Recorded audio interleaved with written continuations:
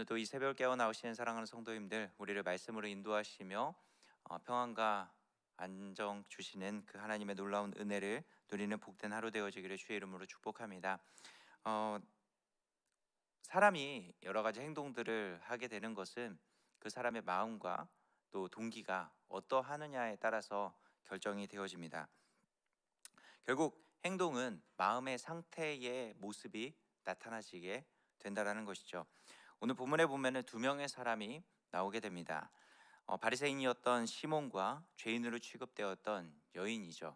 이 두 사람이 예수님을 향해서 여러 가지 행동들을 보여주는데, 이 행동들을 함께 살펴보면서 누가 더 하나님의 사랑을 받은 자의 모습인지를 같이 함께 살펴보기 원합니다. 먼저 바리새인 시몬이었습니다. 우리가 어제 살펴봤던 것처럼 요한의 이슈에 대한 그 말씀을 듣고 있을 때 이 바리새인 시몬이 예수님을 자신의 집으로 초대하였고, 또 그 식사 자리에 예수님을 초청하는 그런 모습이 있었던 것 같습니다.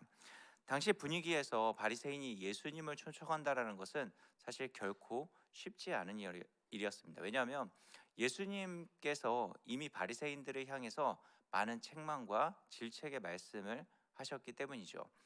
바리새인들의 그 종교적인 외식 행위들에 대해서 회개하기를 원하시는 말씀으로 굉장히 세게 말씀을 하셨고, 더 나아가 세리와 창기들과 같은 그 죄인들과 함께하는 예수님을 종교적인 열심을 갖고 있었던 바리새인들은 사실 용납하는 것이 쉽지 않았습니다. 그렇기 때문에 이 지금 바리새인 시몬이 예수님을 초대한다라는 것은 어, 쉬운 일은 아니었던 것이죠. 그런데 용기를 내서 어쨌든 이 시몬은 예수님을 초청했습니다. 아마 예수님이 누군가에 대한 호기심도 있었을 것이고, 더 나아가 진짜 선지자로 능력이 어떠한지를 궁금해서도 아마 초청했을 수도 있을 것입니다. 더 나아가 어떤 잘못을 책잡기 위해서 예수님을 초청해서 어떤 덫을 놓기 위한 하나의 동기 때문에도 초청했을 수도 있겠죠. 그러나 성경에서 명확하게 그가 처음 초청했을 때의 그 마음의 동기와 그 마음의 상태가 어떠했는지는 정확하게 드러나지 않습니다. 그러나 이 초청한 이후에 예수님을 향한 그의 행동들을 보게 되면은 그의 마음의 상태가 어떠했는지 잘 드러나게 되어지죠.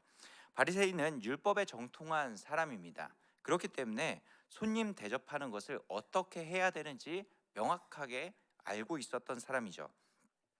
그러나 예수님을 초청한 이 바리새인 이 시몬은 예수님을 어떻게 대접을 했습니까?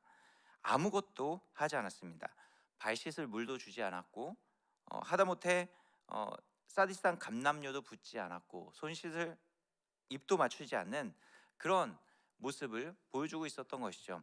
예수님을 청한 것은 바리새인 자신인데 청해놓고 아무 대접도 하지 않았던 것입니다. 그가 몰라서 안 했을까요? 아니죠. 너무나도 잘 알고 있었음에도 불구하고 예수님을 그저 홀대하고 있는 모습을 볼 수 있는 것입니다. 어쩌면 그의 마음이 예수님을 향한 사랑이 없었고, 더 나아가 하나님 앞에 자신의 존재가 어떠한 상태인지를 제대로 깨닫지 못했기 때문에 메시아로 이 땅에 오신 예수님을 자신의 집으로 초대했지만 냉소적인 모습만 보여주고 있었던 것입니다.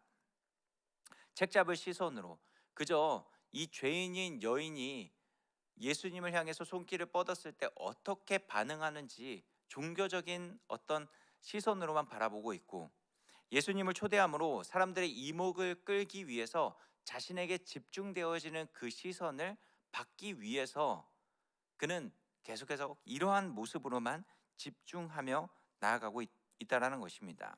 이 바리새인 시몬에게는 마음이 없으니까 행동이 나오지 않았던 것이고, 마음이 없으니까 예수님을 향한 존경의 마음도 드러나지 않았던 것이죠. 손님을 청한 자였지만은 그는 예수님에 대한 예우는 전혀 하지 않았습니다.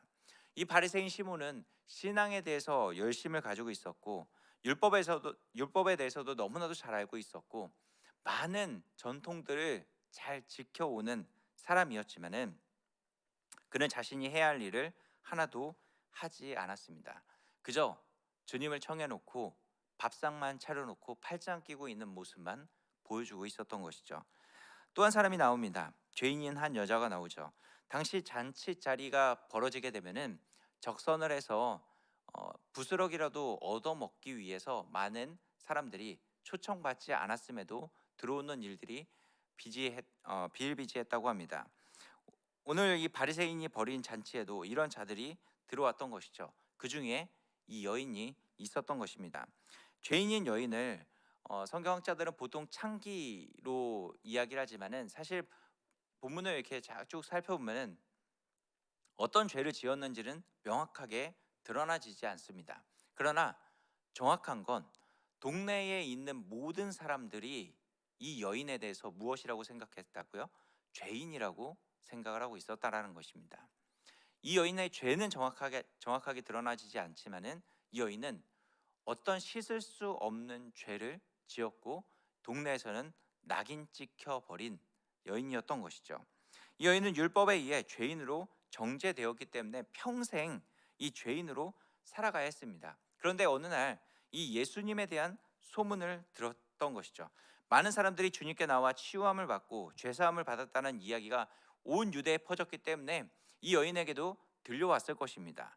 그리고 그분에게 나오면 죄를 사해 주신다라는 그 믿음이 그 심령 가운데 가득 채워져 있었던 것이죠.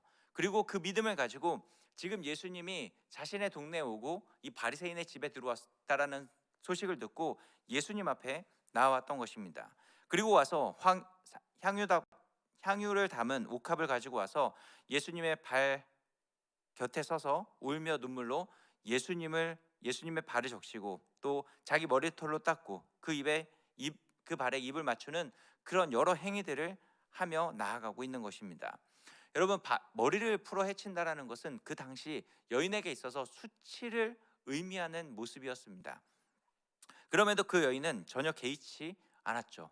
그리고 눈물로 발을 닦았습니다. 생각해 보십시오. 눈물이 얼마나 나와야 이 발을 다 닦을 수 있을까요?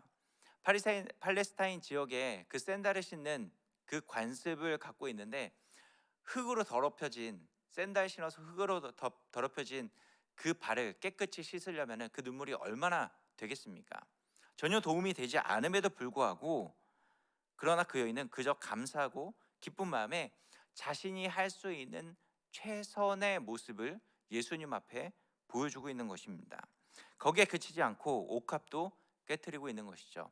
향유 옥합은 그 로마 시대 때 가장 부유한 여인들만 사용했던 값비싼 향유입니다. 그런데 이 여인은 자신이 가지고 있었던 최상의 것을 하나님 앞에 가감히 내어드리는 모습을 보여주고 있는 것이죠.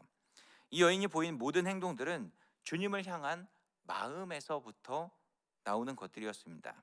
비록 이전에 죄를 짓고 죄인이었음에도 불구하고 그 죄를 용납하여 주시고 용서해 주실 주님을 믿음으로 바라보면서 진실한 마음으로 회개를 하였을 것이고 주님을 향한 그 사랑의 마음에서 이러한 행동들이 나오게 되었다라는 것입니다. 예수님께서 이 두 사람의 이 행동들을 비유로서 말씀하시죠. 빛을 탕감해 준 자들에 대한 말씀을 하십니다. 50데나리온 빚진 자 그리고 500데나리온 빚진 자, 그 빛을 탕감해 주었는데 누가 더 사랑하는 자냐라는 질문하는 것이죠. 너무나도 뻔한 질문입니다. 당연히 500데나리온 빚진 자를 탕감해 준 자가 더 사랑받는 자다라고 말씀하고 있는 것이죠. 이 시몬의 대답에 예수님은 그래 네 판단이 옳다라고 말씀하신 후에 이 여인과 시몬의 행동에 대한 비교를 해 나가시는 것이죠.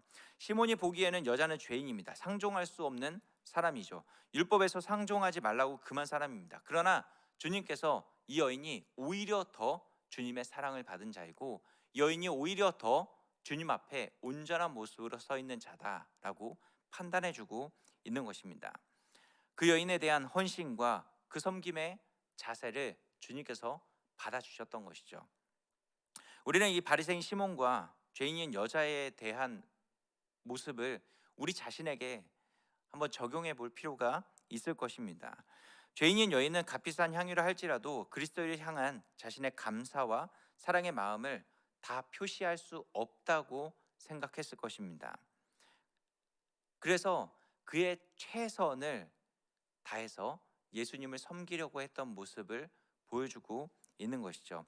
어떤 경로로 주님을 만났는지 본문에서는 말씀하고 있지 않지만 그 여인은 자신의 죄를 그 주님을 믿음으로 말미암아 해결함을 받고 구원을 받을 수 있는 길이 오직 예수 한 분밖에 없다라는 사실을 깨닫고 그 믿음에 의해 구원을 받은 그 감격에 의해서 주님 앞에 나와 그 마음으로 주님을 섬기고 그 마음으로 섬기며 그 마음으로 주님을 사랑했던 그 모습을 보여주고 있었던 것입니다.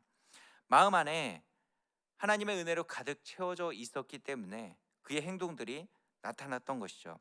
그가 받은 사랑을 이렇게라도 표현하고 싶었던 것이고 그 받은 은혜를 나타내고 싶었던 것입니다. 그런데 바리새인은 어떠했나요? 바리새인은 주님을 초청했습니다. 그의 집으로 초청했고 주님과 함께하는 모습을 보여주긴 했죠. 그런데 존경하는 마음도 없었고 사랑하는 마음도 없었고 그저 자신의 체면을 차리는데 자신의 명성이 높아지는 데만 그는 몰두하고 있었던 것입니다.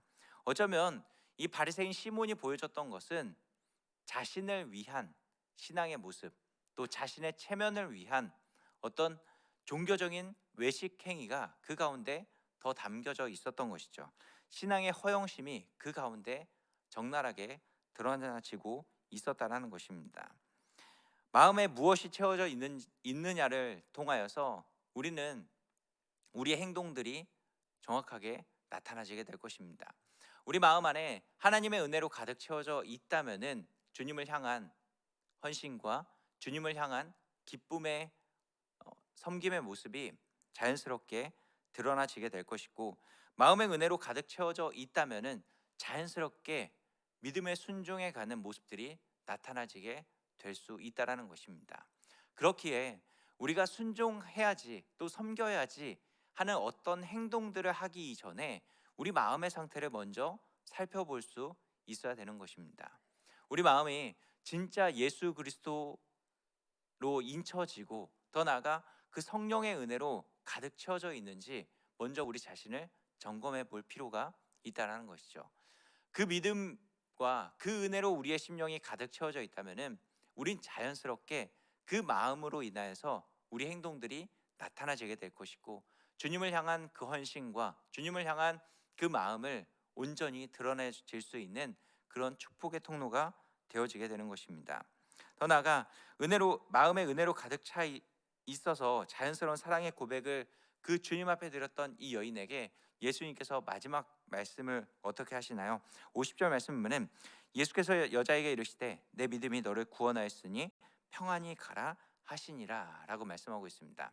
이제껏 이 죄인으로 낙인 찍혀져서 늘 끊임없이 핍박과 고통스러운 삶의 연속을 살아갔던 이 여인은 이제 이 믿음으로 말미암아 무엇을 얻게 되어지나요?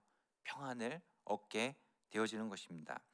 우리에게 구원의 은혜, 예수 그리스도의 구원의 능력과 사랑이 확인되고 이 마음 그 사랑이 우리 마음 가운데 가득 채워져 나가게 되면은 예수님을 사랑하게 되고 그 사랑이 우리를 진짜 평안 가운데 이끌어 주게 된다라는 것입니다.